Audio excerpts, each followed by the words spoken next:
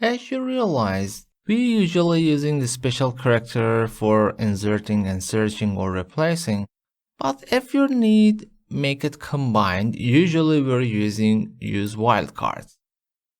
For example, I'm looking only for characters between A, B, or C. How can I do that? Allow me to remove the formatting here. And on the find, I enable use wildcards. Click on special.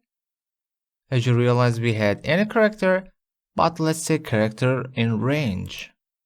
Here, which range? Between A and C. A, B, C. Now, if I start searching, you see A. Anything contain A, B, C. Only A, B, and C. I could highlight them all actually. Allow me to undo that. Again, I highlight them all. Let me go to find and highlight them all. Any characters includes A or B or C. Here we'll highlight it. If you want to only search A or B, instead of dash, allow me to clear the highlight, I could use the comma. A, comma, C, only A and C. Look at here, A and C. There is no B anymore. So with these operators, you could make it complex between A or C or range, again, comma, maybe X to Z.